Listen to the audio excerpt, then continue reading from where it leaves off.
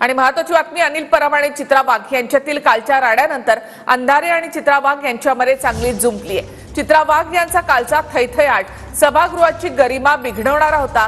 त्यांच्या कार्यकर्तृत्वाचा आलेख सांगताना लोक 56 पेक्षा जास्त आकडा सांगतात, तसा खोचक टोला सुषमा अंधारे यांनी लगावलाय। यावर सुषमा अंधारे यांनी वादात उडी घेण्याची गरज नव्हती असं चित्रा वाघ यांनी म्हटलंय। असंख्य मान्यवर आणि विद्वान लोकांनी हे सभागृह गाजवलेलं आहे, मात्र अत्यंत दर्जेदार वैचारिक आणि अभिजात सभागृहाचं अवमूल्यन करण्याचा प्रयत्न भारतीय जनता पार्टीकडून सातत्याने होताना दिसतोय। कालचा सभागृहातला जो अभूतपूर्व थैथयाट होता, हा थैथयाट या सभागृहाची गरिमा धुळीला मिळवणारा होता। वाघबाईंनी जो आकडा सांगितला तो त्यांच्या कार्यकर्तृत्वाचा एकूण आलेख बघितला असता हा आकडा थोडा कमी आहे, कारण लोक अत्यंत कौतुकाने आकडेवारी जास्त देतात, याचंही कृपया त्यांना भान असावं। ते काही संबंध आहे का? काही संबंध आहे का त्याचा? काही संबंध नव्हता। त्यांच्या नेत्याने माझं नाव घेऊन प्रश्न विचारला म्हणून मी त्यांना उत्तर दिलं। यांनी मध्ये उडी मारली आणि मग काय काय लिहिलं माझ्याबद्दल। आम्हालाही वाटतं ना, काय लिहिता तुम्ही? तुम्हाला काय माहिती आमच्याबद्दल? मग आम्ही एकच प्रश्न विचारला, मग एवढा हंगामा कशासाठी?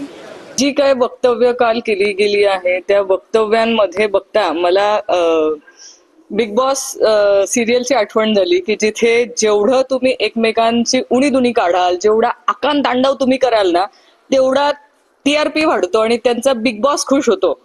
तसं वक्तव्य कुठेतरी कुणाला तरी खुश करण्यासाठी, म्हणजे कुठला तरी बिग बॉस बसलाय तो खुश होण्यासाठीच वक्तव्य होतं का? कारण ती जी कालची वक्तव्य होती ही काही सुसंस्कृतपणाची वक्तव्य जी सभागृहात असली पाहिजे अशी नव्हती।